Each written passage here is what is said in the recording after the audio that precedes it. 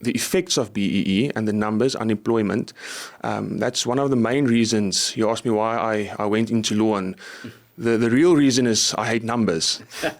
And every time I hear numbers, I like to find tangible examples and see how these numbers really look in context. Because sometimes we hear all these numbers and the millions and billions of rands that we lose, and we don't really realize exactly how much money this is. Yeah. So I have a few examples, just quick examples if I can show you. I just want to add quickly before you say that, and it's very important because it's sort of a psychological phenomenon that if you hear today 100,000 rand was stolen, and if I hear 100 million rand was stolen, I'm not going to be much more emotionally upset about 100 million as you are about 100,000. It's just numbers. It becomes abstract. And it happens so often we're desensitized by this point. Yeah. We read over it. Yeah. And I think, for example, if we look at the BEE compliance measures and what economists say, they say between 1.5 and 3% per year, the private sector loses because of these BEE compliances. Now, that's roughly 150 to 300 billion. Okay. Now, this is another number that we just read over. Let me put this into context. What 300 billion rand annually for our private sector means. 300 billion rand could build more than 2 million RDP, so fully subsidized houses. 2 million. That's incredible. Another context for this, that means it's enough houses to house every single family in Cape Town and Durban combined. All of the families per year.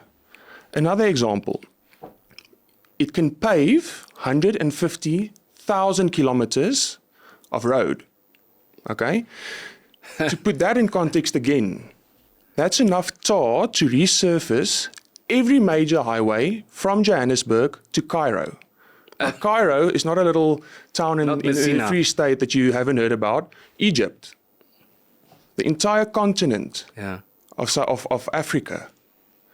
If you stack 300 billion rand in 200 rand notes on top of one another, it will reach halfway to the International Space Station.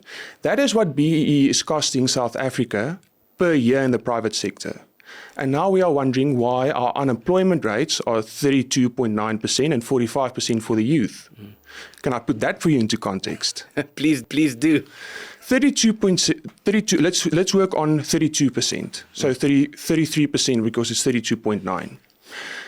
During the Great Depression in the United States, unemployment peaked at 24%. In Germany, in the 1930s, late 1930s, just before Hitler's mobilization, it hit 30 to 35%.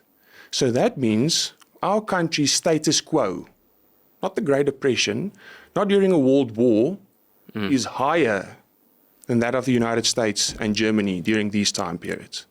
That's scary. That's incredible. Yeah. And what's worse is it's caused predominantly by policies like BEE, and we are told that that's the solution. That's what we need to do to get out of this, when it's actually what has caused the problem. Doubling down on the lies. It's remarkable. It's very Orwellian. It's crazy. Absolutely.